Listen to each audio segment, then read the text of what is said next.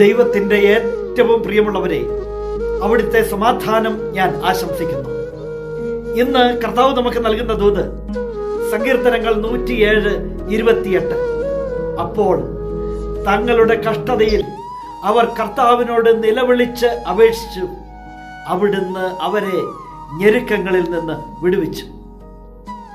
കഷ്ടതകൾ ജീവിതത്തിൽ ഉണ്ടായപ്പോൾ അവർ നിശബ്ദരായില്ല. തങ്ങളുടെ ദൈവത്തോട് അവർ നിലവിളിച്ച് അപേക്ഷിച്ചു. അത് കേട്ട ദൈവം അവരെ എല്ലാ ഞെരുക്കങ്ങളിൽ നിന്നും വിടുവിച്ചു എന്ന് സങ്കീർത്തകൻ പറയുകയാണ്. ജീവിതത്തിൽ കഷ്ടതകൾ ഏറുമ്പോൾ നമ്മളും നിശബ്ദരായി പോകരുത്. വിളിച്ചപേക്ഷിക്കാൻ ഒരു ദൈവമുണ്ട് എന്നത് നമ്മുടെ ശക്തിയാണ്. ആ ദൈവത്തോട് നിലവിളിച്ച് അപേക്ഷിക്കണം. എല്ലാ ഞെരുക്കങ്ങളിൽ നിന്നും നമ്മുടെ ദൈവം നമ്മളെ വിടുവിക്കും. വിശ്വാസം കൈമോശം വന്നു പോകരുത്.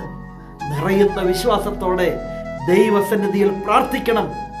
അവസ്ഥകൾ മാറും, ദൈവം മാറ്റും. അതെ, ദൈവത്തെ സ്നേഹിക്കുന്നവർക്ക്, അവിടുത്തെ പദ്ധതി അനുസരിച്ച് വിളിക്കപ്പെട്ടവർക്ക് അവിടുന്ന് സകലതും നന്മയ്ക്കായിട്ട് പരിണമിപ്പിക്കും, മാറ്റി തീർക്കും. അവസ്ഥകൾ മാറും. വിശ്വാസത്തോടെ നിലവിളിക്കണം, വിശ്വാസത്തോടെ പ്രാർത്ഥിക്കണം. അത് കേൾക്കുന്ന ദൈവമാ. കണ്ണീർ തുടയ്ക്കാൻ അവിടുന്ന് വരും.